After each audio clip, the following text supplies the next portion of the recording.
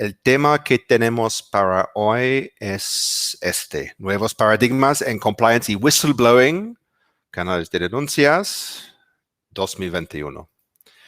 Y antes de empezar con los otros presentadores, unos comentarios, porque anoche formaba parte de un webinar, un guest lecture de un gran amigo americano y muy mundial que se llama Keith Darcy, que Robertson conoce muy bien también. Y en el contenido de Keith Darcy sobre el tema de la ética y los cambios en el mundo, hice una línea de historia del mundo de la ética y de compliance. Y empezaba para él en 1977 con el FCPA, Foreign Corrupt Practices Act, la primera ley del mundo anticorrupción. Vale, después, y evidentemente no voy a cubrir cada evento en cada año, el año 91, que fue el año que los Federal Sentencing Guidelines han introducido por la primera vez un concepto de effective programa de cumplimiento, effective compliance programs. Como defensa, sí es posible para una organización a defenderse porque puede demostrar que tiene un programa efectivo. Y este es absolutamente clave, no solamente para los abogados, pero para los managers dentro del programa y de la empresa, para poder demostrar que tienen un programa efectivo y en qué consiste. Y tenemos el mismo concepto en otras leyes, en otros países ahora también, con el Código Penal español, con el Bribery Act británico, con SAPAN 2 en Francia y otros muy importantes. En la primera década de 2000 hemos tenido los escándalos de Enron, de WorldCom, los eventos de 9/11 en Nueva York, después la ley Sarbanes-Oxley, el famoso SOX, y después 2008, después del crisis financiero, Dodd-Frank, con el primer concepto de dinero, incentivos financieros para los denunciantes. Y para mí, para avanzar hasta el presente, con la nueva directiva europea para la protección del denunciante, que llamamos aquí en Business Keeper The Game Changer, porque cambia todo no solamente para los canales de denuncias, pero también para los programas de compliance. Y la frase de Keith Darcy anoche fue The present is not what it was, and the future is not what it was meant to be. Estamos en un mundo de gran cambio. Hemos tenido desde un año y medio pandemia que ha cambiado muchísimas cosas. Y lo digo así porque para mí el tema de compliance no existe en un vacuum, en un silo dentro del mundo ni de una organización. Entonces tiene que conectar con los grandes temas de la política, de las noticias que tienen impacto en nuestras vidas y a nuestras organizaciones y familias. Vale, sin nada más, para venir a la presentación.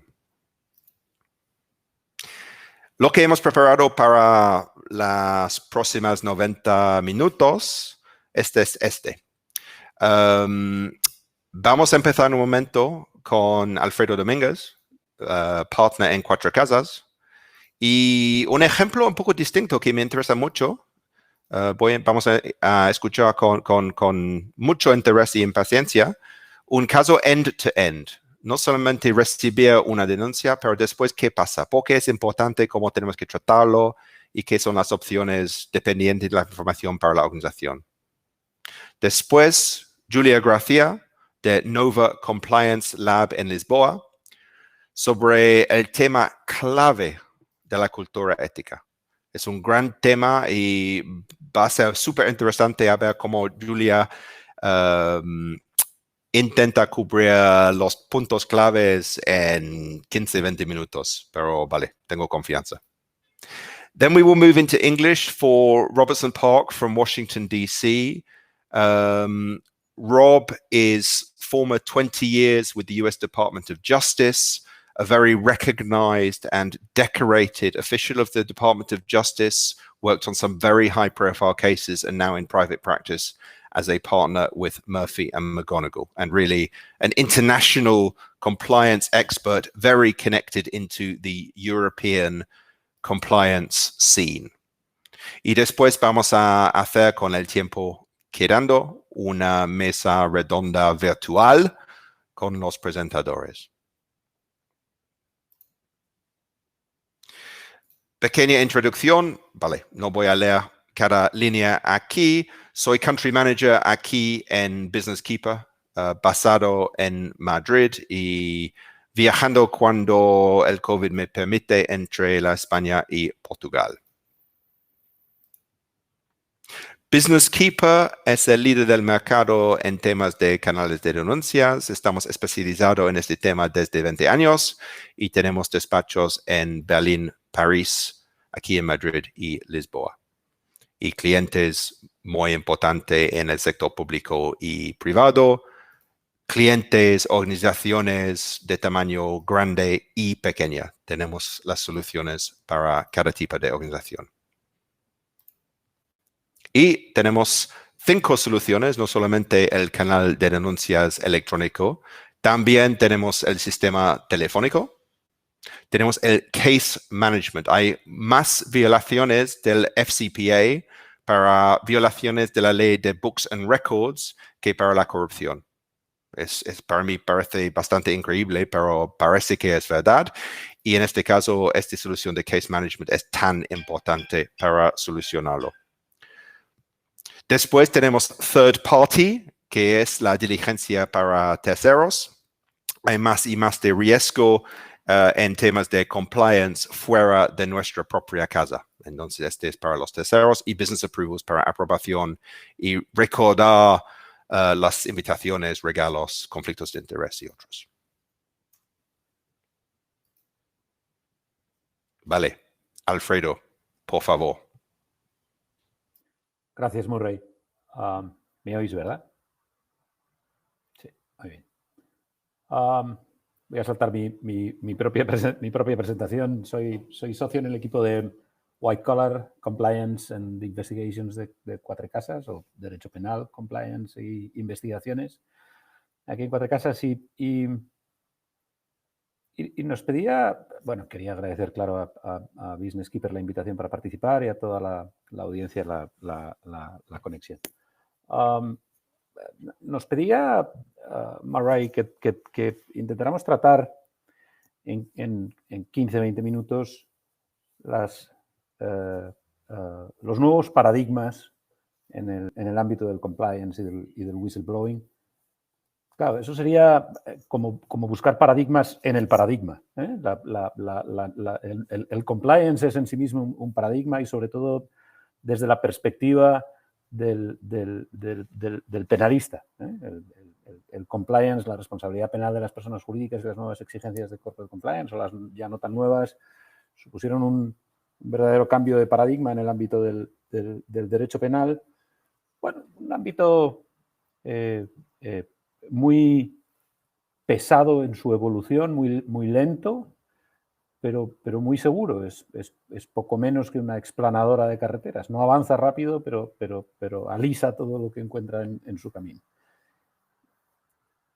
Claro, la responsabilidad penal de las personas jurídicas y la revisión jurisdiccional de los modelos de compliance ha tardado en llegar al día a día de los juzgados y tribunales, pero ya está allí.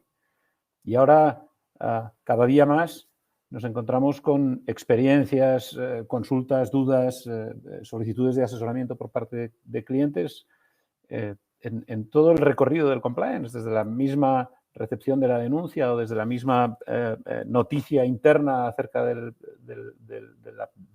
la quiebra del sistema de compliance, hasta el último trámite, el trámite preprocesal. ¿Qué hago con todo esto que he encontrado? Pasando por la investigación.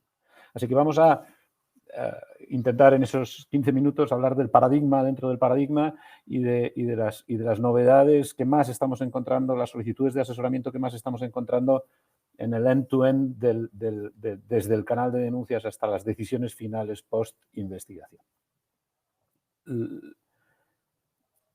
y lo voy a intentar hacer sin mencionar la nueva directiva de whistleblowers y su evolución en España. Nada más allá que de mencionar muy brevemente que el Ministerio de Justicia está trabajando en España en la adaptación de la directiva de alertadores, que es como lo denominan, y que la idea es que en otoño tengamos en España una norma local de adaptación de la normativa. En 15-20 minutos no daría para comentarla en su totalidad, pero sí que me gustaría compartir algunas ideas en relación con los canales de denuncia. Preparando esta sesión con Robert Park, comentábamos hasta qué punto los canales de denuncia fueron un game changer, hasta qué punto las empresas, él hablaba desde Washington, D.C., hasta qué punto las empresas están enamoradas de las ventajas que ofrecen los canales de denuncia. Y yo creo que tenemos una oportunidad fantástica por delante. Todas las empresas van a tener que adaptar y acoplar sus sistemas de denuncia a las exigencias de la directiva, a las exigencias de la normativa española cuando la tengamos aprobada. Y es una ocasión fantástica, ese proceso de adaptación, para enamorarnos de nuestros canales de denuncia. Necesitamos que nuestros canales de denuncia funcionen. Somos los principales interesados en que los canales de denuncia funcionen. Somos los principales interesados en que nuestros denunciantes, alertadores, los whistleblowers, no se sientan como este de la viñeta. Por decirlo muy claramente, cualquier alternativa al canal de denuncias es aterradora para la empresa y para su compromiso ético. Hemos intentado aquí reflejar alguna de las alternativas. Ahí en el centro, con el megáfono, el sistema de denuncias interno. En el perímetro, otros mecanismos de denuncia que los empleados de la organización pueden utilizar y que no son infrecuentes y que vemos todos los días. Medios de comunicación de cualquier naturaleza, los leaks, los Wikileaks, los Football Leaks, cada vez más de moda, redes sociales en todas sus variantes y formatos, el canal de denuncias de la CNMC, cada vez más sofisticado y con más amplio alcance aquí en España, de la autoridad de competencia aquí en España. Por no mencionar los cuerpos y fuerzas de seguridad del Estado, la Fiscalía o directamente un juzgado. Y ahora, ante cualquiera de estas alternativas, ¿hay una sola empresa que prefiera que el cliente, que el competidor, que el trabajador, que el dependiente de la organización formule su denuncia en cualquiera de esas alternativas en lugar de hacerlo en el canal interno? Yo creo que no. Y yo creo que ha llegado el momento, aprovechando la novedad de la directiva de whistleblowers y de su transposición a derecho español, de adaptar a los códigos, de adaptar los canales de denuncia a los estándares más internacionales que significan enamoramiento del canal de denuncias, protección del canal de denuncias y del denunciante. El denunciante es un tesoro que hay que cuidar.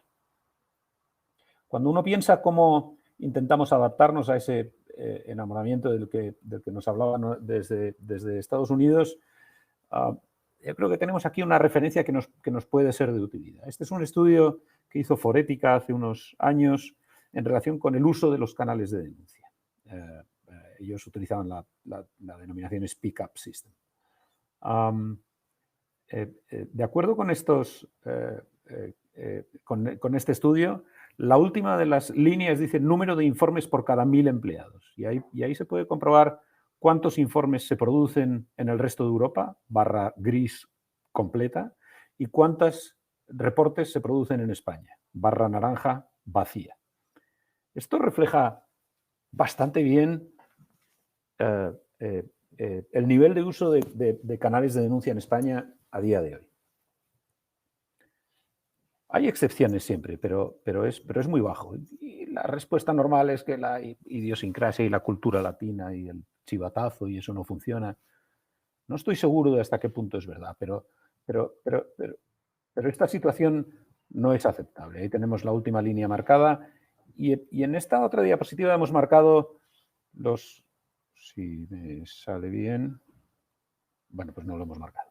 En esta otra diapositiva voy a intentar explicar cuáles son los signos diferenciales entre los canales en España y en el resto de Europa. Por ejemplo, la existencia de sistemas de speak-up está cubierto en naranja y en gris. La madurez no. Ya digo que el trabajo fue hace unos años, o sea que ahora ya estamos nosotros en la proximidad de los 10 años de experiencia en el ámbito de los canales de denuncia, así que esa barra debería estar completa. Saltando una, dos más abajo, es decir, la cuarta desde arriba, externalización de la gestión del sistema, algo muy extendido en el resto de Europa y no todavía en España cuando se hizo este informe. Es una tendencia inevitable. Todos vamos a terminar teniendo canales de denuncia externalizados. Y 1, 2, 3, 4, 5, 6, 7, 8. En la columna 8, la posibilidad del uso anónimo de los canales de denuncia. Soy muy consciente de que en España tuvimos un debate largo, demasiado largo, hasta el punto de que llegó a ser hastiante, el debate sobre si el canal de denuncias podía ser anónimo o debía ser solo confidencial, y aquel informe de la Agencia Española de Protección de Datos, que no era de la Agencia Española de Protección de Datos, sino de sus servicios jurídicos, y se había emitido antes de la obligación del establecimiento de canales de denuncia, por lo tanto no tenía ninguna validez a estos efectos. Pues allí se decía que los canales de denuncia tenían que ser confidenciales, en contraposición con lo que se establecía en el grupo de trabajo de la Unión Europea. Bueno, con la nueva legislación esto está más que claro. Los canales de denuncia pueden y deben ser anónimos, y que un canal de denuncias tenga una madurez de más de 10 años, que tenga que haya sido externalizado y que permita el uso anónimo es la garantía de que ese canal de denuncias va a funcionar. Aprovechemos, como digo, para implementar lo necesario, adaptar el canal. Vamos a tener que cambiarlo de todas formas. Adaptar el canal a las exigencias de la directiva y de la normativa local de protección a alertantes, y vamos a enamorarnos de nuestros confidentes, de nuestros usuarios, de nuestros reportadores en el canal de denuncias. El siguiente paso, claro, las investigaciones internas.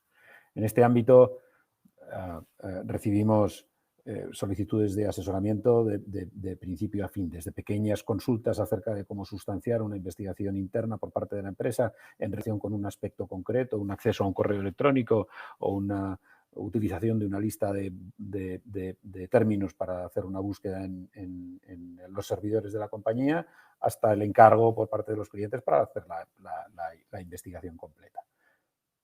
Hay muy poco soporte legal en España que explique o que defina cómo se debe sustanciar esa investigación interna. El Código Penal, claro, la normativa laboral, el Estatuto de los Trabajadores, la normativa de protección de datos y la jurisprudencia. Poco más. Poco más. Y con eso tenemos que apañarnos. La jurisprudencia crece, cada vez tenemos más, pero no tenemos un procedimiento de investigación regulado o tasado en derecho español. Hay algunos retos y algunas alertas con las que nos cruzamos en todas las investigaciones. Primero, ¿cuáles son los derechos de las personas investigadas y cómo comparten y se respetan esos derechos de las personas investigadas con los de la propia persona jurídica? En primer lugar, los derechos procesales. La persona física investigada tiene oportunidad de asistir a la declaración acompañado de un abogado. Yo creo que no. Lo máximo que dice la norma y algunos convenios colectivos, algunos, es que en el seno de una investigación laboral, un expediente disciplinario contradictorio, el empleado puede asistir acompañado de algún representante de los trabajadores, pero en ningún caso con un abogado propio. Tiene la persona física que está siendo entrevistada la oportunidad de no contestar, como en un juzgado, alguna o algunas de las preguntas que se le formulen. Bueno, claro, lo que no podemos hacer es torturar para que contesten. Puede hacer lo que quiera. En el momento, eso sí, en que una persona no colabora con la investigación, la empresa deberá tomar las medidas disciplinarias correspondientes. procedentes desde el punto de vista laboral o improcedentes. Si tuviéramos que conectar el compliance y las reacciones disciplinarias de la compañía respecto a los trabajadores incumplidores o no colaboradores con los plazos de prescripción y las restricciones del derecho laboral, sería absolutamente imposible. Lo cierto es que al empleado no colaborador en el curso de una investigación que la compañía considera importante, habrá de tratarse como corresponde a quien no colabora en la empresa en otros ámbitos. ¿Cuáles son los derechos de intimidad de los trabajadores? Es muy interesante ver a empresas centroeuropeas, noreuropeas, británicas o estadounidenses venir a España a hacer investigaciones sobre los servidores de sus filiales en España. Y muy interesante ver cómo la legislación española tiene un nivel de protección respecto a la intimidad y al acervo informático de los trabajadores muy alto, muy alto. Primero, todavía hoy, cuidado con los correos electrónicos no leídos.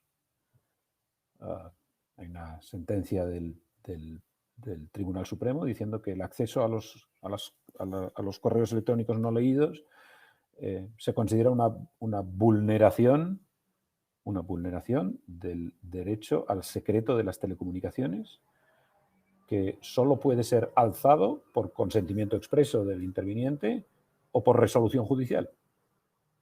A diferencia de los correos electrónicos leídos, los correos electrónicos que ya han sido leídos por el destinatario forman parte del derecho a la intimidad. Y por lo tanto, una política interna puede alzar ese derecho a la intimidad.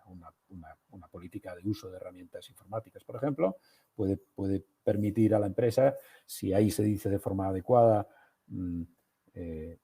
a los trabajadores que pierdan toda expectativa de intimidad en un escenario de investigación de compliance, y si además concurren las exigencias que la jurisprudencia Barbulescu ha sentado en toda Europa, en el sentido de proporcionalidad, razonabilidad, necesidad de la investigación. Si concurren todas esas circunstancias, se puede acceder a los correos electrónicos leídos o a otros archivos personales del trabajador en la empresa, pero los correos electrónicos no leídos no son intimidad. El Tribunal Supremo consideró, José Manuel Maza, que fue fiscal general del Estado y magistrado de la Sala Segunda, consideró que los correos electrónicos no leídos todavía iban en la diligencia metidos en una saca cerrada, y que acceder a esos correos electrónicos era tanto como parar la diligencia con una banda de cuatreros y abrir la saca y sacar la carta, abrir el lacre y acceder a su contenido. Y eso es secreto de las telecomunicaciones y no se puede hacer con una política interna. Y después los derechos laborales de los trabajadores investigados.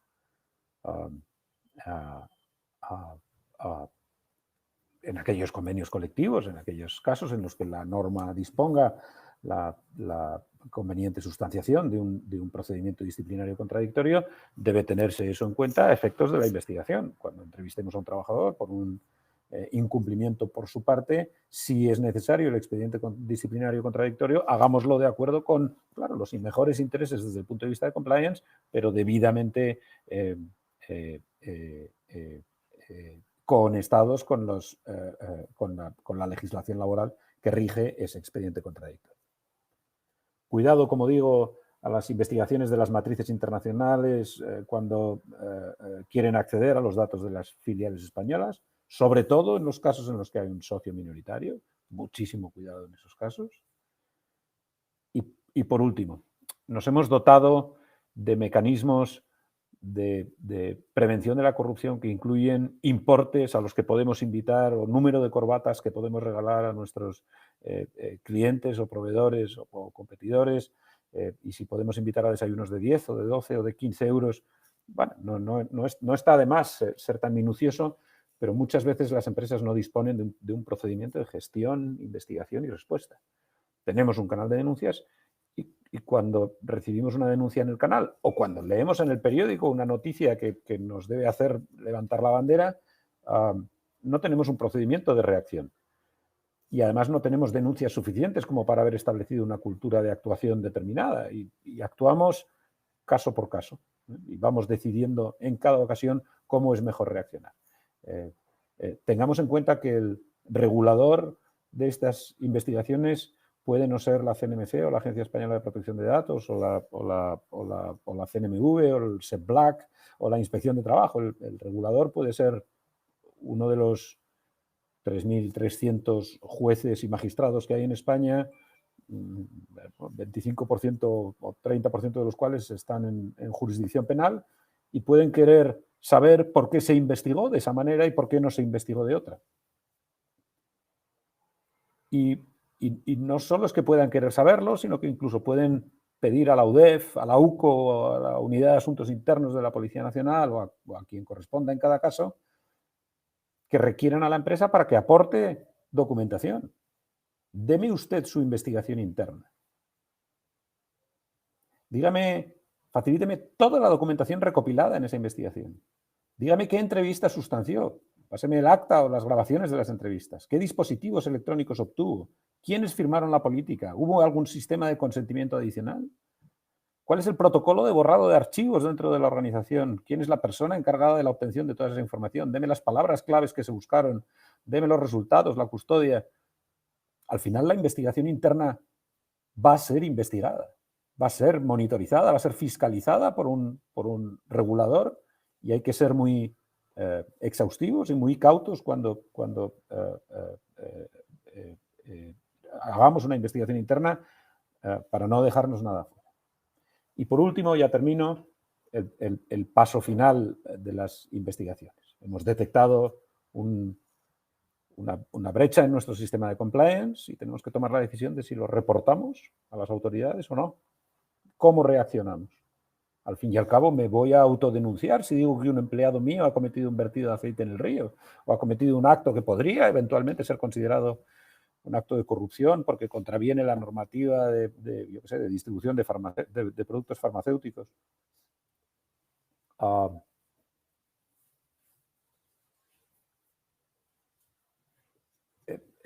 Ningún soporte legal en España a una actuación o a otra. En España sigue rigiendo el principio de legalidad.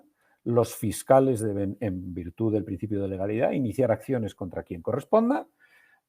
Y no tenemos mecanismos de principio de oportunidad como empiezan a tener en los países anglosajones y en algunos de Europa continental. No tenemos DPAs, ni MPAs, ni posibles acuerdos con fiscalía que no impliquen una sentencia condenatoria. El derecho español rige la posible conformidad, la conformidad entre la acusación y la defensa, que consiste básicamente en que la defensa se conforma con la acusación. No tenemos otra alternativa. Y la autodenuncia no está debidamente tratada en derecho español o no lo está todavía. La única referencia que tenemos a la autodenuncia es de la Fiscalía General del Estado en su circular 1/2016, la que se emitió inmediatamente después de la aprobación de la segunda reforma de la responsabilidad penal de las personas jurídicas, y en la conclusión 19.6 se dice que, bueno, que los fiscales, es una norma para fiscales, cómo deben actuar los fiscales. Y se dice, sin perjuicio de tener en cuenta las muy diversas circunstancias concurrentes en cada caso concreto, los señores fiscales observarán las siguientes pautas de carácter general para valorar la eficacia de los modelos de organización y gestión. Y empieza a enumerar. Y en la 19.6 dice, los señores fiscales concederán especial valor al descubrimiento de los delitos por la propia corporación, de tal manera que, detectada la conducta delictiva por la persona jurídica y puesta en conocimiento de la autoridad, es decir, cuando no viene una pareja de guardias civiles y llama a la puerta, sino cuando la propia empresa reporta inicialmente a la autoridad la conducta delictiva, en ese caso, los fiscales deberán solicitar la exención de pena de la persona jurídica, al evidenciarse no solo la validez del modelo, sino su consonancia con una cultura de cumplimiento corporativo.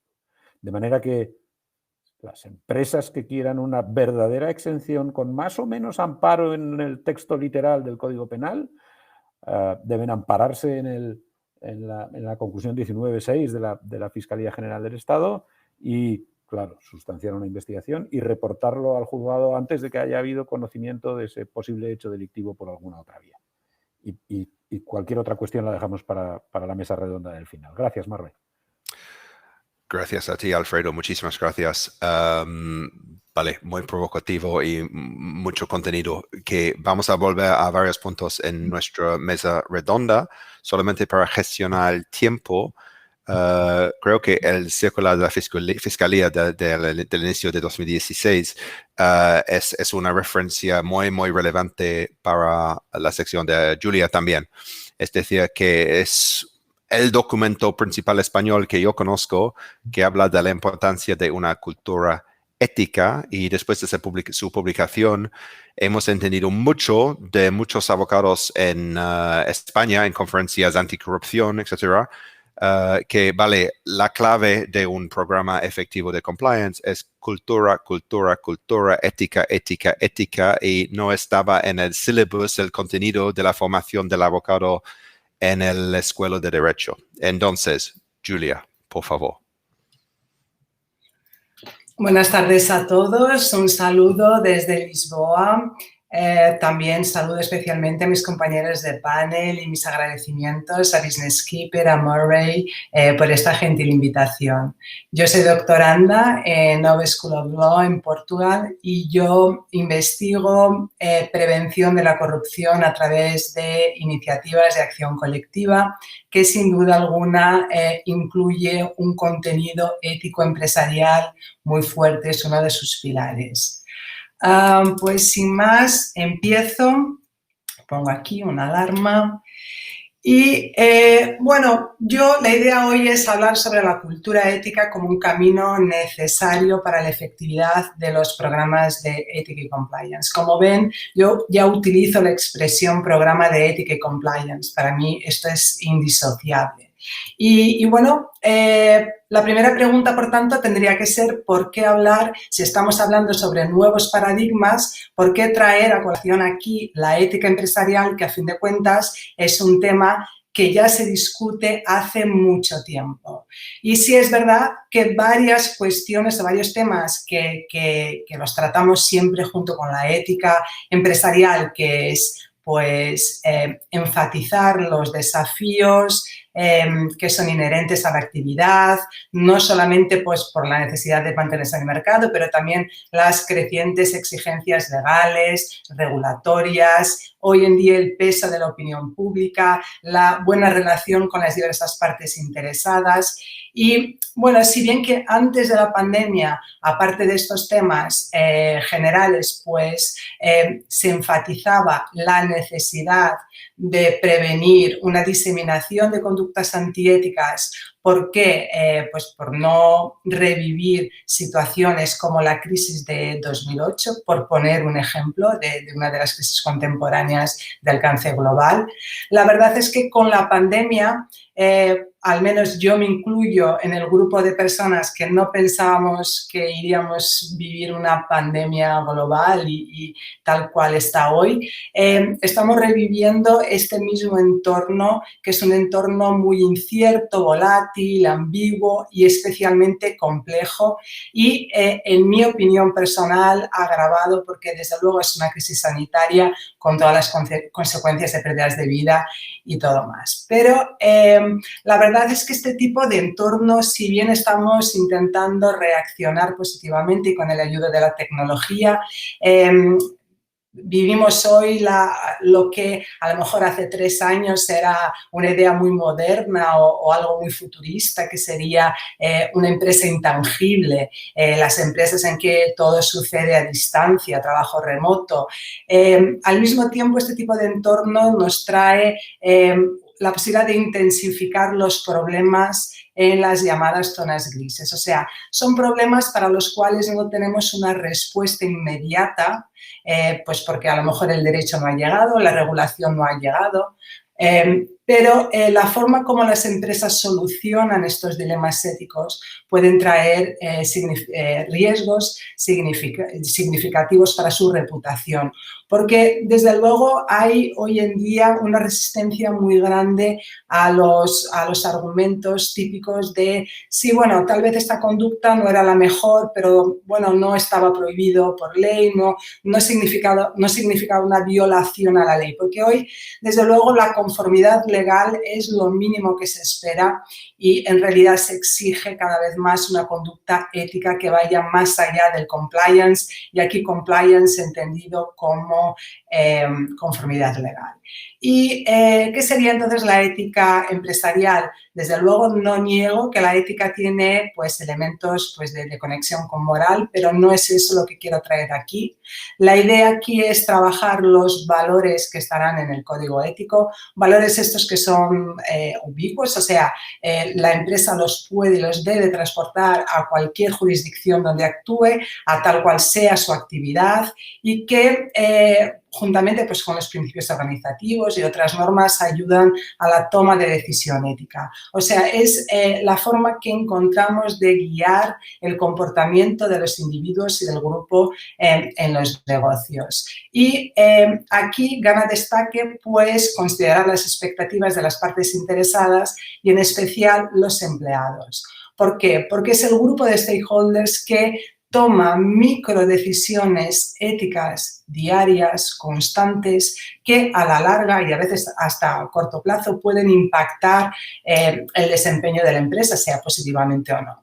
Y está claro que los objetivos generales cuando hablamos de decisiones éticas es aumentar la confianza, preservar reputación, reducir riesgos de conductas inapropiadas, y esto sí, tal vez lo podemos conectar seguramente de forma más directa a un programa de compliance. Y entonces, ¿cómo podemos trabajar esta ética empresarial? O sea, tiene que estar integrada en la organización. No basta tener estructuras formales. Hemos hablado un poquitín aquí, Murray ha mencionado que el regulador, pues los reguladores de hecho sí comentan la necesidad de una conducta, de una cultura ética, sea el español, sea el último guía, lo he leído en inglés, no en francés, de la Agencia Francesa Anticorrupción, menciona integridad por lo menos 15 veces, menciona cultura también varias veces. Si vamos al guía del Ministry of Justice sobre el UKDA, también menciona la necesidad de tener una cultura de integridad, pero ¿qué significa esto? Entonces, tenemos que pensar en regularidades de comportamiento ético, o sea, es el comportamiento que se observa, no son las estructuras meramente formales. ¿Qué es lo que esa empresa valora? ¿Con qué intensidad? ¿Con qué frecuencia? Estas son las preguntas que tenemos que hacer y, por ejemplo, si la empresa va bien, los valores allí están y los aplaudimos, pero si la empresa está bajo presión, como ocurre hoy, pues a lo mejor estos valores se ponen en segundo plano. Y hoy ya tenemos una serie de estudios que muestran la importancia o los beneficios que una cultura ética fuerte puede tener para una organización. Traigo aquí algunas encuestas y estudios, pues hemos mencionado ya la importancia de los empleados y con una cultura ética fuerte, ¿cómo los impacta? Pues más preparados para enfrentar los riesgos. Una empresa con una cultura ética fuerte, pues hay más probabilidad de que se informen las sospechas de irregularidades. De forma general hay una probabilidad también de que se reduzcan, como ya he mencionado, los niveles de conducta inapropiada. También, pues, atraer y mantener a los empleados. O sea, las personas quieren trabajar en ambientes sanos, en ambientes donde no tengan que comprometer sus valores personales para alcanzar los objetivos que la empresa pues les impone. Desde luego, mayor credibilidad y reputación, pero aquí, atención a la necesidad de caminar con el discurso, o sea, es mostrar que se opera con integridad y no solamente pues, mantener un discurso. Y las ya mencionadas ventajas competitivas y también esto puede ser cuantificado, pues aumento de productividad. Cito aquí un estudio del Instituto Ethisphere que todos los años premia a las empresas más éticas del mundo de acuerdo con su índice y a lo largo de los años aquí citados, de 2016 a 2021, pues ha comparado el desempeño de esas empresas con las large cap de la bolsa americana y han llegado a la conclusión de que sí se puede cuantificar mejores resultados financieros y en otros aspectos. Pero traigo aquí también una encuesta de Ethics and Compliance Initiative, que es también está mencionado en la diapositiva anterior, pero aquí traigo datos más específicos. Es una non-profit que tiene mucha tradición en este tipo de encuesta y específicamente esta encuesta global, más de 14.000 empleados, en 10 países diferentes. De la Unión Europea solamente España, Alemania y Francia. Y vemos que, por ejemplo, las percepciones de los empleados sobre la fuerza de la cultura ética, la mediana global es bajo, pero los países de la Unión Europea que aquí están, pues están más abajo que la mediana global. Y otra tendencia también muy preocupante que esta encuesta levanta es, comparando el año de 2019 con 2020, es la presión sobre los empleados. Y los empleados sobre presión pues pueden llegar a un punto de comprometer los valores y comprometer los estándares de la organización. Y también, pues a pesar de que se nota un aumento sobre las denuncias relativamente a las conductas no deseadas o impropias, vemos que al mismo paso tenemos un aumento en lo que se refiere a las represalias. Y esto es de verdad muy preocupante. Está cierto que la directiva viene con esta preocupación, la directiva de whistleblower viene con esta preocupación de proteger al denunciante. Pero está claro que un clima de desconfianza sobre las consecuencias de una alerta, de un informe, puede significar para la organización que deje de descubrir errores y problemas. Y desde luego lo que no se sabe no se puede solucionar. Y en los últimos minutos que me quedan, si puedo aquí traer algunas takeaways. Hemos hablado sobre diversos beneficios, ¿ya? Yo destaco porque se relaciona efectivamente con lo que buscamos en un programa de Ethical y Compliance, que es un comportamiento de acuerdo con nuestros valores y con nuestras, y no solo de legalidad, pero también con normas y procedimientos, una reducción de las conductas, una probabilidad de que haya una reducción de las conductas inadecuadas. Me gusta mucho esta frase de Steinholz en que en realidad compliance es un resultado, no debería ser apenas un enfoque. ¿Por qué? Cuando hablamos solo en compliance bajo la perspectiva de motivarnos por las exigencias legales, podemos caer en lo que comúnmente llamamos tick box approach, que sería hacer las cosas por cumplir. Y otro problema también, ya que tenemos que hablar sobre confianza es esencial. Muchas veces oímos hablar sobre los departamentos de compliance como si fueran la policía de la empresa y como si la empresa estuviera siempre buscando culpables y no estuviera muy preocupada en efectivamente solucionar los problemas que tiene. Y entonces la propuesta, especialmente ahora en este momento en que seguimos en la pandemia y no sabemos exactamente cómo vamos a salir y de qué forma, qué caminos tendremos que seguir para esto, pues es aunar valores y compliance como parte de la misma estructura. Y oímos siempre cultura sana, liderazgo comprometido, personas inspiradas por valores, y esto es como muy utópico. Esto sería, pues, no sé, es un discurso de ponencia, de motivación. Y sí, esto es meramente parte de un formalismo, es incluso hipocresía. Hipocresía también es un sentimiento, es una percepción que mina la confianza. Pero esto se tiene que traducir en valores, o sea, los valores traducidos en reglas de comportamiento. Comportamiento que es el comportamiento ético observado, como dije en la primera diapositiva. Otra cuestión importante aquí, otro tema importante es muchas veces miramos al risk assessment como siendo muy enfatizando mucho los riesgos legales o regulatorios. Y bueno, tal vez pudiéramos y tendríamos que empezar a analizar también cuáles son los riesgos a la hora de tomar decisiones sobre efectivamente dentro de estas zonas grises que he citado yo al principio. Y he mencionado las expectativas de las partes interesadas, he mencionado cómo es importante llevar en consideración y proteger a los empleados.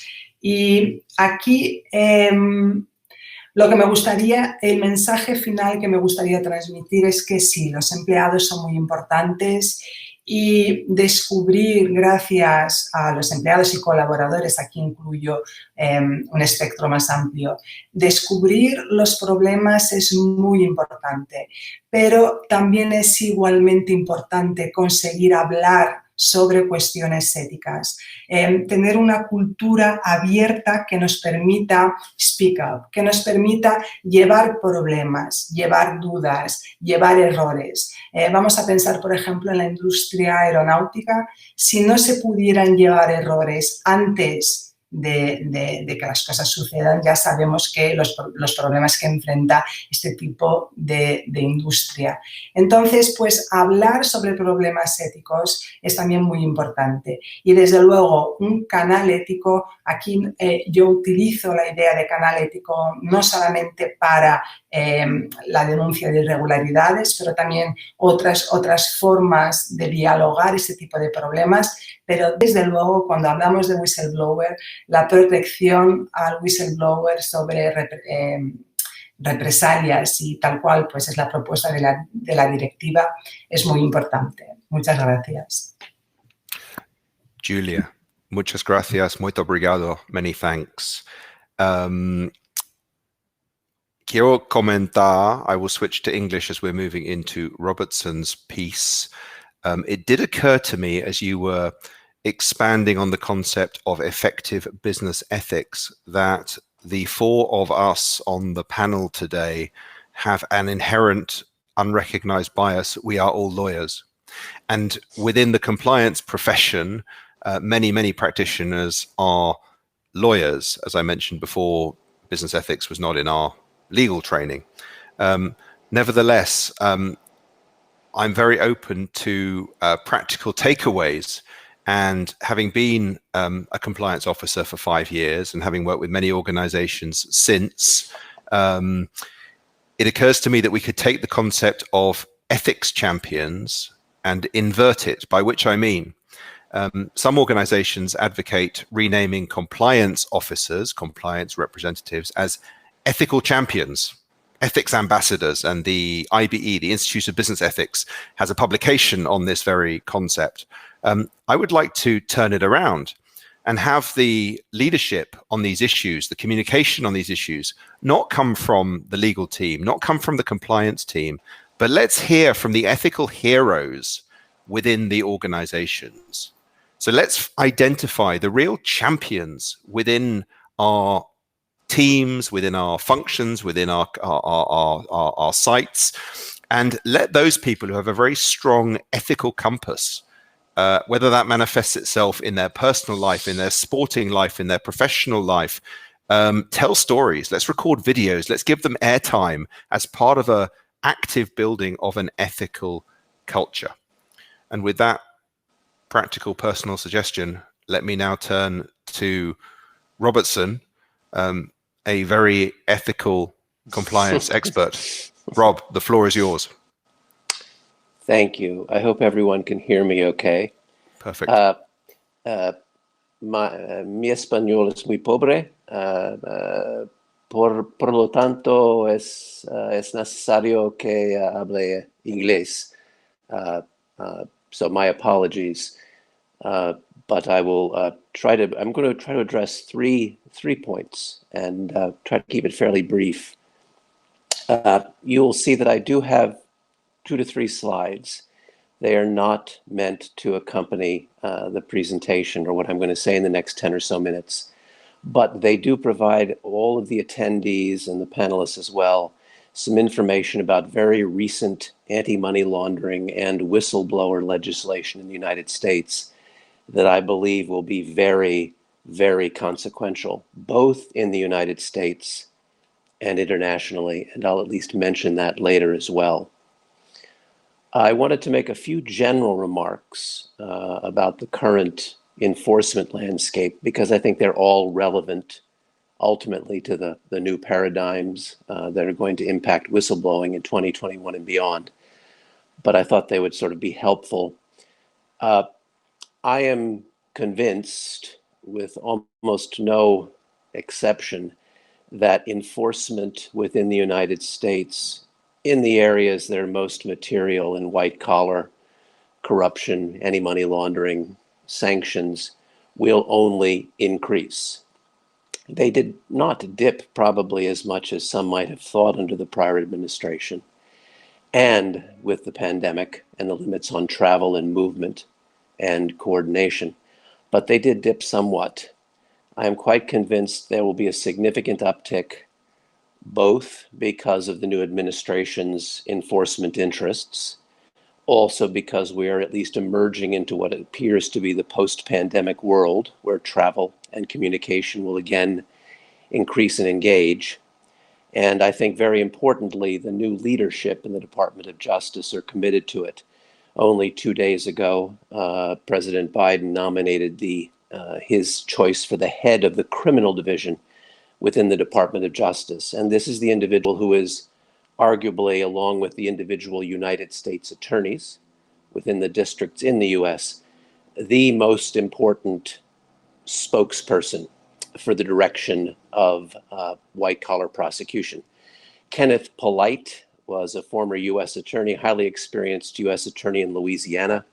He's essentially spent his career investigating corruption and white-collar and financial fraud. He was responsible for the investigation and conviction of the former mayor of New Orleans, who was a very highly popular individual at one point in time. So generally, the enforcement appetite in the US has remained strong.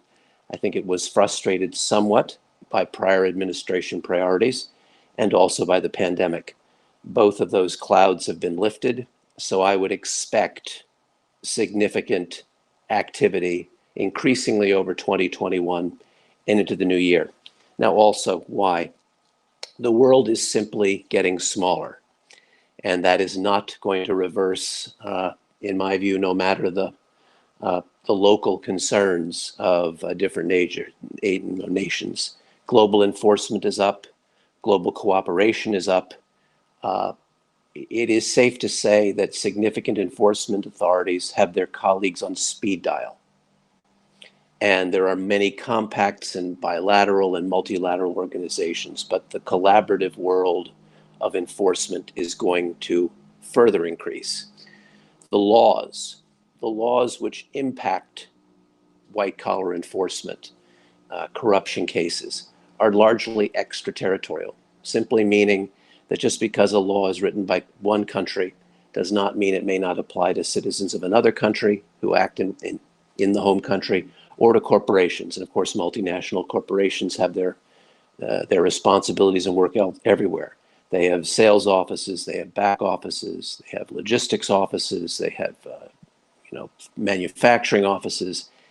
It's not uncommon for a company to be based in the U.S., significant European operations, fabrication in China and India, increased distribution in Africa. So all to say that the appetite is there. I think it's going to increase. And I saw a fairly interesting recent development that is local to Spain, which was a recent World Bank debarment within the last 2 to 3 weeks of, I think, a fairly sizable engineering company. I believe it was Mecánico del Vuelo Sistemas, having to do with projects in Vietnam. So you have a multinational bank, the World Bank, essentially debarring this entity for approximately 3 to 4 years based on inappropriate and misconduct in Vietnam. And it poses the prospect of cross-debarment by other multilateral bank authorities. And it's an illustration that simply because local authorities, the home authorities, may not yet be fully active, or may not yet have sufficient resources, or may not yet have the sufficient support of local authorities, just because they may currently be indifferent, does not mean that there is not exposure based on the reach or the interests of other authorities. So that's point one. Point two, and it's sort of related, the activity, at least in Latin America, Central America, which of course is highly relevant often to businesses within your backyard, is very, very active.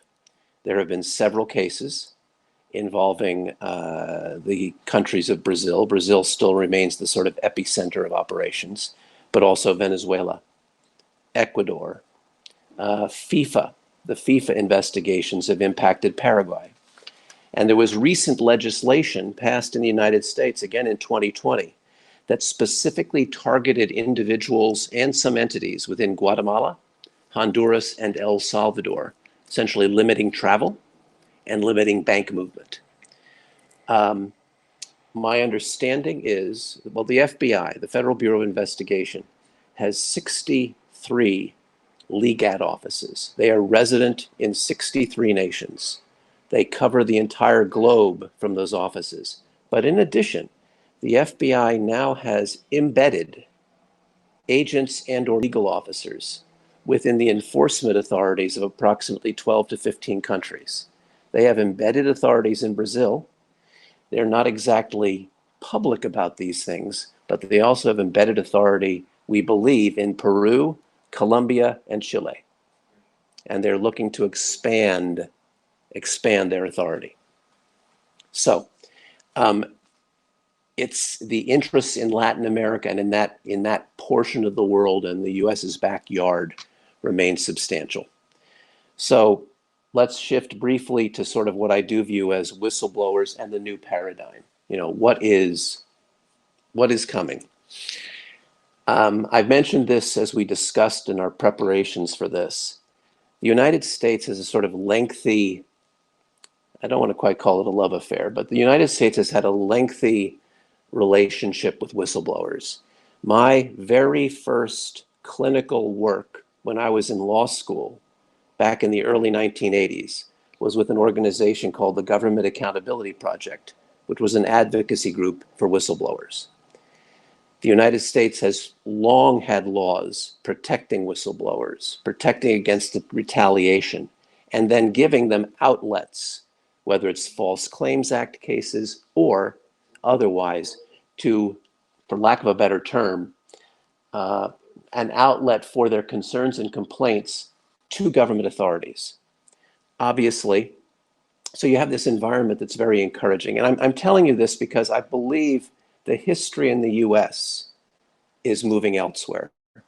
I know there's the EU directive in connection with whistleblower laws, the fact that the representative government offices have to be responsible for the oversight of whistleblowing issues, responsibilities that corporates now have. But I do believe if you look at the history of whistleblowing in the US, you can get a bit of a snapshot of what whistleblowing is increasingly may become in other parts of the world. In the US, we have this kind of close kinship with whistleblowers, but we created, Dodd-Frank. Dodd-Frank created an outlet or an inlet for whistleblowers to report to the SEC potential wrongdoing. Last year, the SEC received over 7,000 tips. And as a result of this program, there are rewards that are paid out. That's not always the incentive, but that is relevant. Of those 7,000 tips, approximately 15% were international. They came from individuals located in about 80 to 90 other countries in the world, covering all the continents. And a number of those tips resulted in investigations that were opened by US authorities, but likely in collaboration and cooperation with local authorities. That has been developing for about 10 years since Dodd-Frank went into law. The reason I talk about this, and I provided you the, for lack of a better term, the reason I provided you the slides on the AMLA is I think this is potentially revolutionary. The AMLA is a new anti-money laundering law, but whose principal focus is now creating a similar reporting program within the Department of the Treasury in the United States. Essentially, it's encouraging whistleblowers to tell somebody, hey, my neighbor next door hasn't reported their taxes in 5 years. Much less likely, more likely, hey, I work at company X and they're using a special purpose vehicle to avoid tax obligations. A lot of it is, of course, going to be US driven and US centered. But much like the Dodd-Frank network has encouraged whistleblowers to report, I believe once this program gets going, there are going to be a number of reports, and they're going to be international. This is, if one recalls the effort to bring home money from individuals who were sequestering their assets in Swiss banks, and the efforts that a number of Swiss banks took, arguably to protect those assets. There was a program within the IRS to encourage self-disclosure by the banks to gain better favor. Programs that encourage whistleblowing tend ultimately to gain traction. Dodd-Frank has, in the views of the government authorities in the United States and the whistleblowing provisions, been a complete success.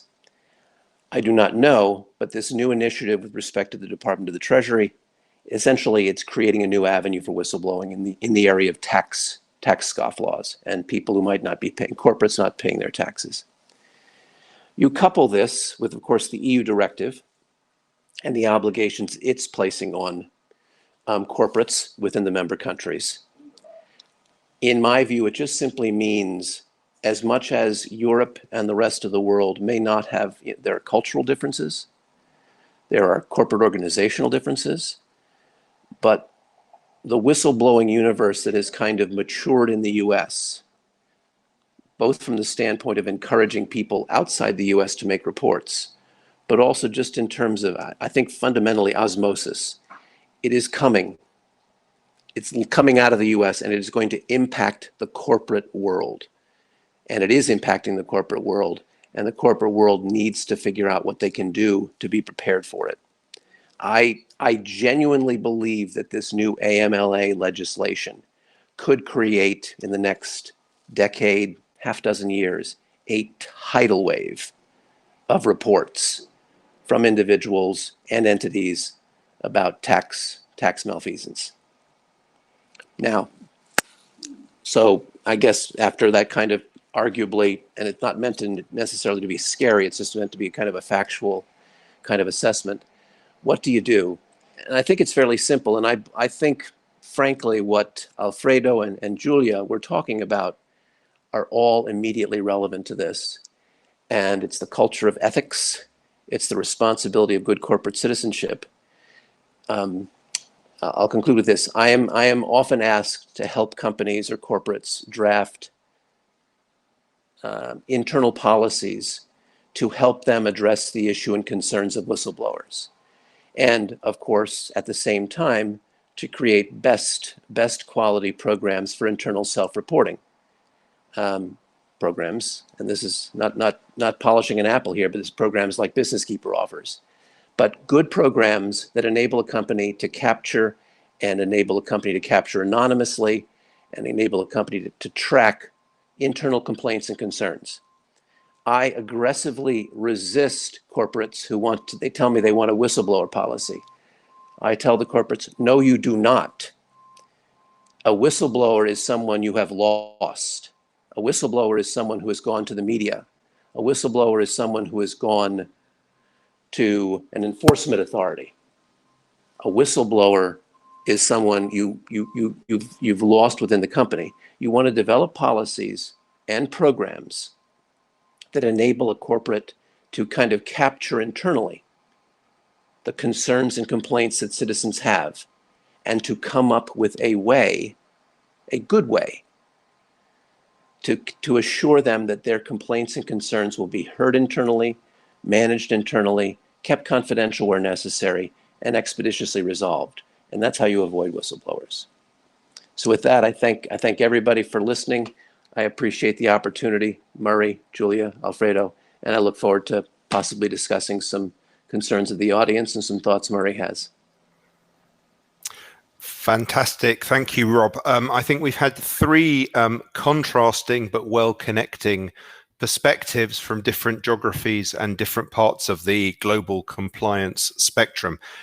I think it's absolutely fascinating how we can take global concepts and drill down into national specifics, even if some of the laws may apply, as you say, extraterritorially. We may need to adapt the language because whistleblower might not work well in a European context. Alfredo referred to the term alertador. There are always the possibilities to adapt the solutions. There's plenty of experience there. And we have new imperative, obviously, in the market with the legal developments that we have. Maybe if we move into the Mesa Redonda to do some Q&A and a bit of roundtable discussion with the time that we still have available, because we've got around 25 minutes, which is great. So thank you to everybody for managing the time so well. We have a question from Manuel from, as I know, the beautiful city of Segovia. And Manuel is asking, in terms of perceptions, that when there are existing systems installed, why is it that sometimes the usage level is so low? Why do we have a low level of reports? So I know that Alfredo showed some of the statistics from Forética historically in Spain about the level of reports coming in and the willingness to use such whistleblowing alert canales de denuncias. I would say it's generally considered, for a very broad benchmark, that a healthy level of reporting within an organization would be round about 2 to 3 reports per 1,000 employees per year, as just a very introductory kind of benchmark. And clearly we're going to have a wide variation in that. But from my perspective, then I'll very happily turn over to the other panelists. When we are seeing low reporting in legacy systems, it may be a function of the ethical culture, but it may be more short term than that. It may be that people do not trust the existing system. It may be email based. It may be going to solely to internal managers. It may not be sufficiently secure. There may not be feedback, and there may have been bad experiences in the past. All of those are going to combine to people not being very keen to use your whistleblowing channel. So whenever we start with a new channel, as we're doing many times now with new customers under the new European directive this year, the communication strategy is absolutely key, and you can expect a spike in the reporting numbers and then probably some leveling out, but it's going to be a higher level than before. And of course, you don't know which of those reports is going to be of great value to your organization. Uncovering a fraud, informing you about corrupt activity which could damage the financials and the reputation as well as the culture of your organization. Julia, would you have any comment in terms of how you drive more people to use such a whistleblowing channel? Yes, in Spanish or in English? I don't know. Pues ¿Cómo prefieres? Sí, lo contesto en español. Bueno, vale. Yo creo que son dos cosas diferentes. Una es el nivel de denuncias, de reportes, de informes, porque está claro que, o al menos esta es la perspectiva más de Brasil, este tipo de canal recibe muchas denuncias que son a veces irrelevantes. Se han comido mi sándwich o en fin, los baños no están limpios o cosas por el estilo y no necesariamente relacionados a conductas antiéticas en sí o conductas indeseadas. De todas formas, teniendo esto en mente, es de preocupar que el nivel sea bajo. Y, desde luego, las razones para esto pueden ser muchas, desde una falta de comunicación adecuada. ¿Cómo se comunica esto? A veces viene pues, en un memorando o en un correo, pero lo importante no es solamente decir que el canal existe, sino informar cómo funciona, porque informando cómo funciona podemos crear el sentimiento de confianza de que mi denuncia o informe llegará a los canales apropiados y recibirá el tratamiento adecuado. Y, desde luego, ya hemos mencionado mucho, es la cuestión de las represalias. Si la cultura es una cultura de desconfianza, es una cultura que no privilegia el hablar sobre los problemas, desde luego esto tendrá un impacto en la cantidad de informes que se hagan.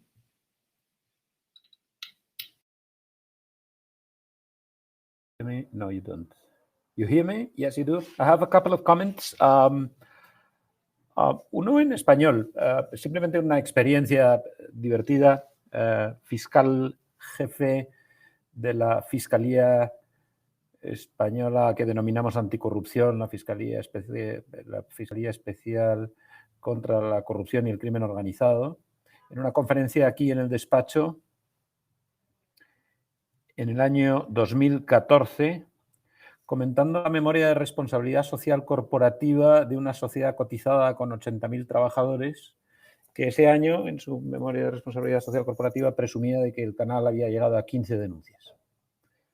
El fiscal anticorrupción consideraba que un canal implantado en 5 años con 80.000 empleados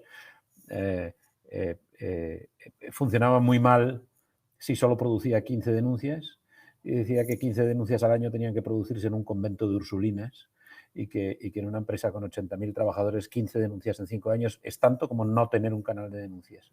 Y en ese sentido, Margarita Mariscal, la fiscal general del Estado, también ha explicado que desde el punto de vista penal y de actuación de los fiscales, un canal de denuncias que no produce no es un canal de denuncias y, por lo tanto, se considerará que la empresa no tiene un modelo de compliance adecuado a todos los efectos.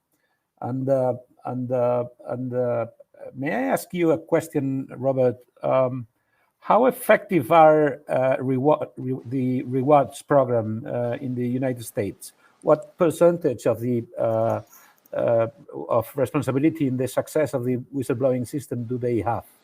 Because from the continental Europe point of view, it is very tempting to use the whistleblower channel if you're receiving a multimillionaire reward, but we don't really have that experience here. It's a very good question, because I think it'd be a mistake to think that the reward system has an impact. It clearly provides some incentive, and I think it has undoubtedly.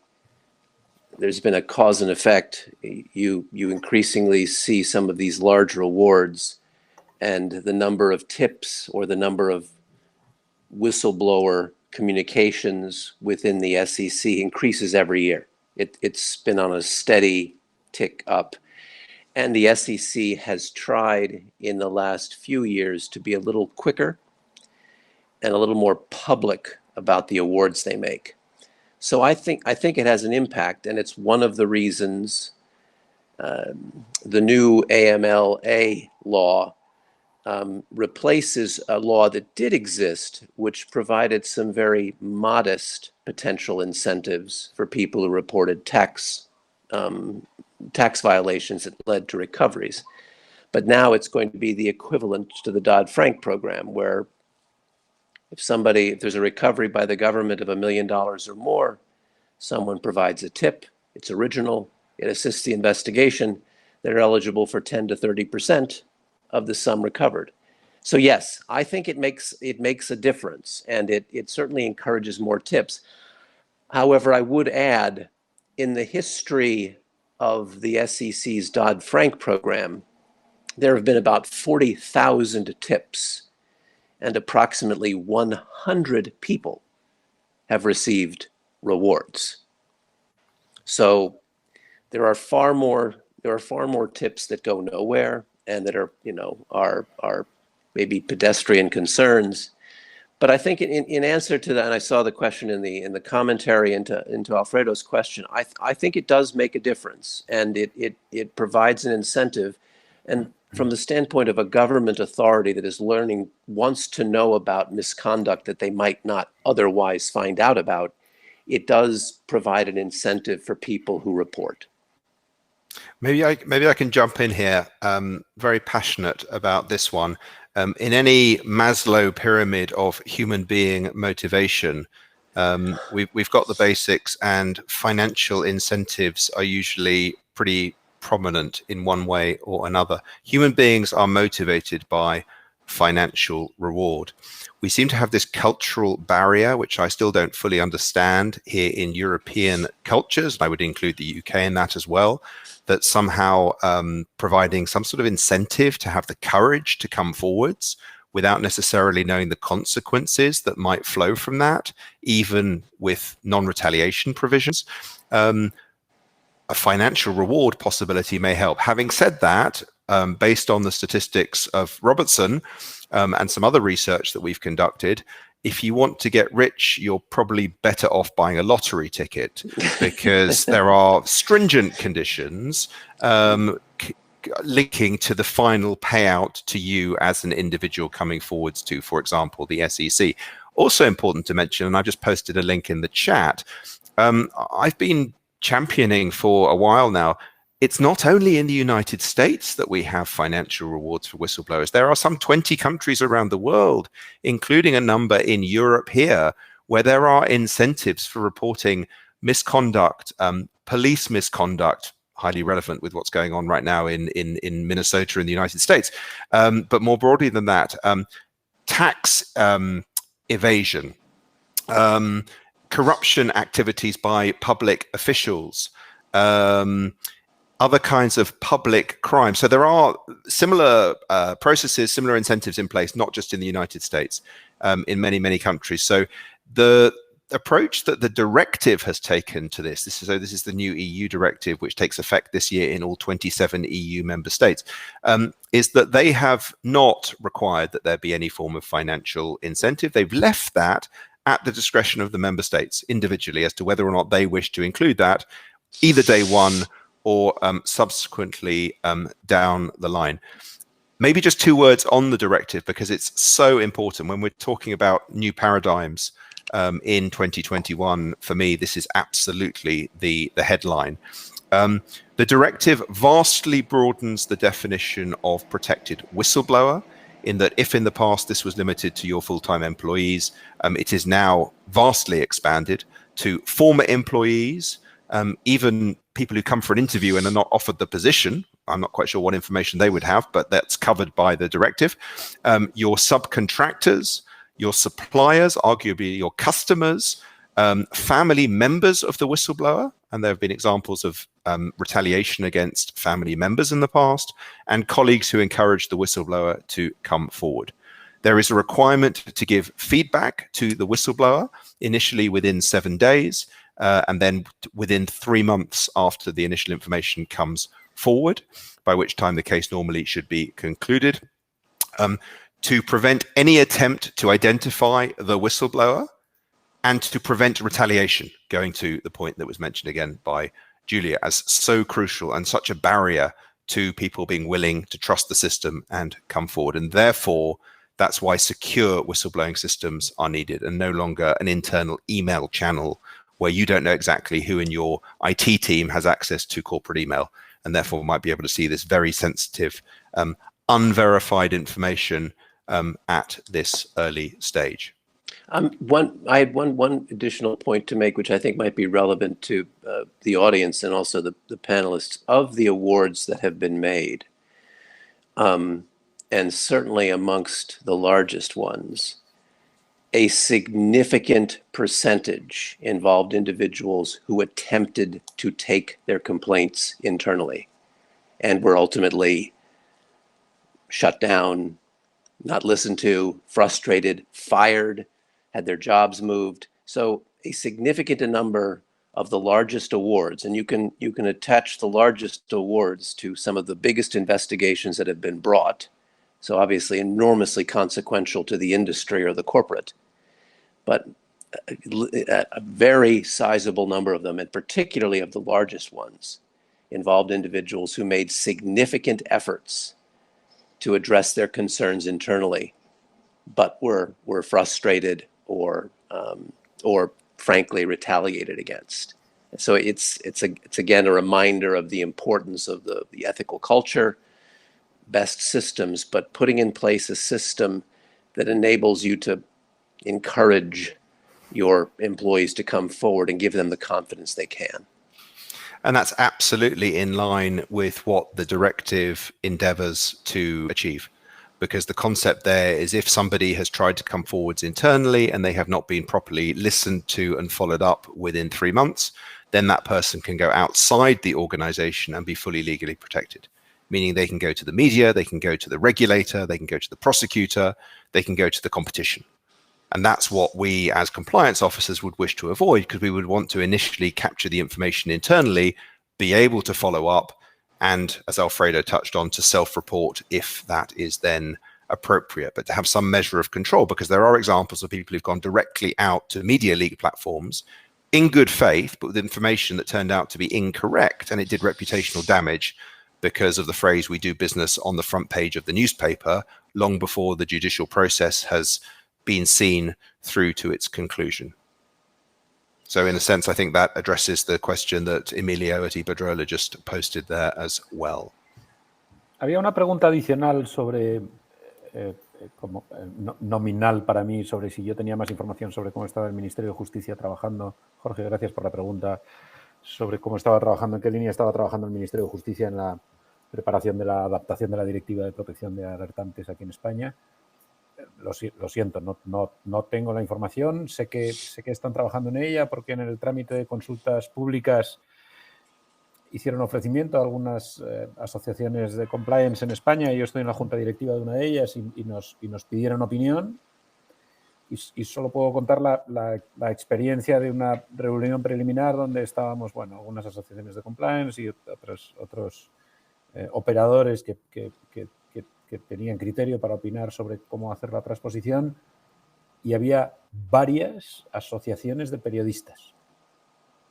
Es decir, el Ministerio estaba trabajando en la protección del alertador, no necesariamente interno, sino en el alertador en sentido genérico y por lo tanto, de alguna manera, estableciendo los requisitos para que el esfuerzo de la empresa por producir un mecanismo de whistleblower interno adecuado compita con el mecanismo de los leaks y de los medios de comunicación, donde los alertadores van a tener la misma garantía de seguridad que me pareció, bueno, no lo valoro, me sorprendió al entrar, no esperaba encontrar allí asociaciones de periodistas, pero habían sido invitadas por el Ministerio. Eso por un lado. Y por otro lado, un ejercicio de adivinación. La directiva se refiere a canales de denuncia en relación con aquellos ámbitos en los que la Unión Europea tiene delegadas competencias específicas, protección de los intereses financieros de la Unión Europea y demás, y es previsible que la adaptación española incluya esas mismas exigencias, no solo para la protección de los intereses financieros de la Unión Europea, sino para otros muchísimos conceptos. La ley de igualdad efectiva adaptará a sus canales de denuncia estas exigencias, la normativa de prevención de blanqueo, la prevención de riesgos laborales, en fin, toda la normativa española y con fundamento no solo en la infracción de los derechos e intereses de la Unión Europea, sino también en los intereses locales, por supuesto.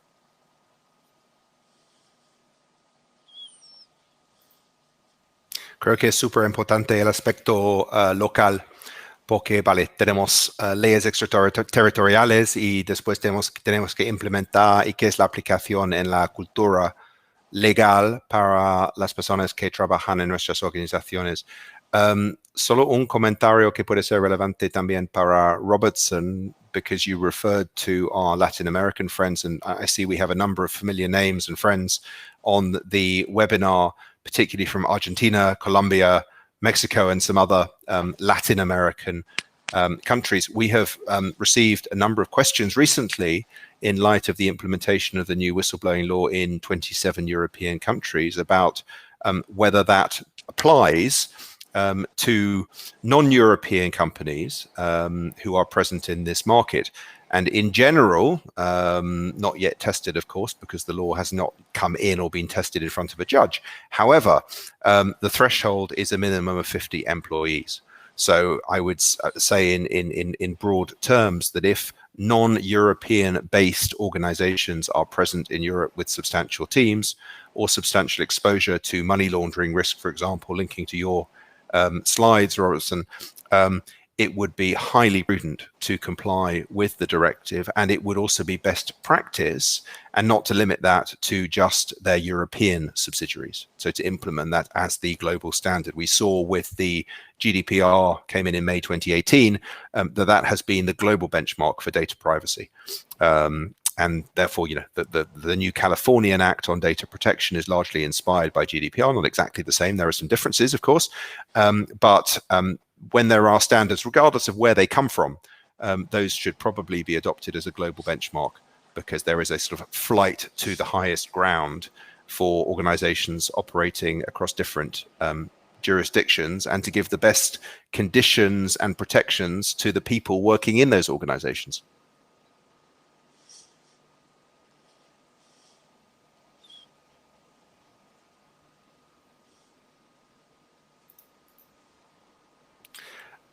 Muy bien, creo que vamos a acabar el webinar unos minutos antes del tiempo final, pero de parte de todo el equipo de Business Keeper, muchísimas gracias a los otros presentadores, Julia de Nova Compliance Lab, Robertson de Murphy and McGonigal y Alfredo en Cuatro Casas aquí en Madrid. Muchas gracias a vosotros, Murray, y gracias a los otros panelistas. Y a todos los asistentes también, muchísimas gracias por vuestro tiempo, y cualquier cosa podéis enviarnos un correo electrónico o después de la pandemia encontrarnos para un café con mucho gusto. Gracias. Gracias.